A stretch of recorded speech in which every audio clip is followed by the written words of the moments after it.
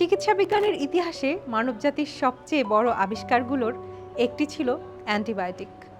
কিন্তু ভাবুন তো, যে ওষুধ একসময় কোটি কোটি মানুষের জীবন বাঁচিয়েছে তা যদি হঠাৎ করেই শরীরে কাজ করা বন্ধ করে দেয়।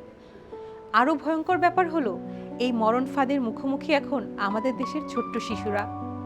রাজশাহী মেডিকেল কলেজ হাসপাতালের করা সাম্প্রতিক একটি গবেষণা চিকিৎসকদের কপালে চিন্তার ভাঁজ ফেলেছে। এতে দেখা যাচ্ছে শিশুদের শরীরে প্রথম সারির প্রায় সব অ্যান্টিবায়োটিকই সম্পূর্ণ অকার্যকর। কিন্তু কিভাবে এই পরিস্থিতি তৈরি হলো, আজ আমরা সেই বিষয়টি জানব।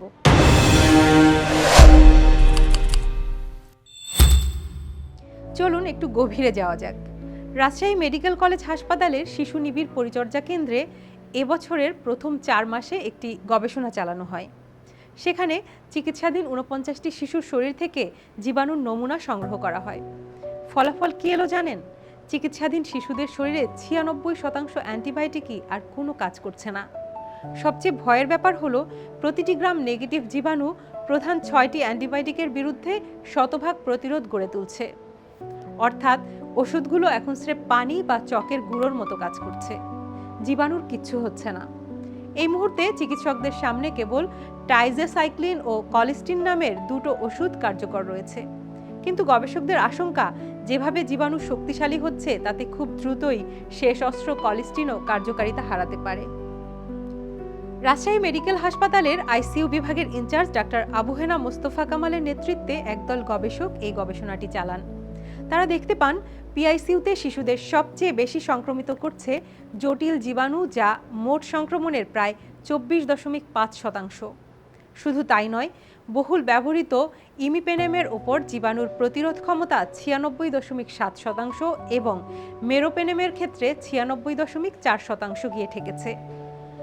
লেভোফ্লক্সাসিনের মতো ওষুধও 84.2% ক্ষেত্রে ব্যর্থ হচ্ছে। এমনকি টেইকোপ্লানিন নামের আরেকটি জীবন রক্ষাকারী ওষুধের বিরুদ্ধেও 15.8% জীবাণু এরই মধ্যে প্রতিরোধ গড়ে তুলেছে। খেয়াল করুন, জানুয়ারি থেকে মার্চ মাস পর্যন্ত প্রথম সারির 6টি ওষুধের গড় রেজিস্ট্যান্সের হার যেখানে ছিল 83.8%, এপ্রিল মাসে সেটি এক লাফে পুরো 100% গিয়ে ঠেকেছে। এই পরিসংখ্যানটা হাসপাতাল জুড়ে একটা বড় ধরনের বিপদের সংকেত। গবেষণায় দেখা গেছে, যেসব শিশু আগেও কোনো না কোনো কারণে অ্যান্টিবায়োটিক গ্রহণ করেছিল তাদের শরীরে একাধিক ওষুধ প্রতিরোধী জীবাণু সংক্রমণের ঝুঁকি সাধারণ শিশুদের চেয়ে প্রায় 7 গুণ বেশি। এর পরিণতি কতটা মারাত্মক তা চিকিৎসার সময় দেখলে বোঝা যায়।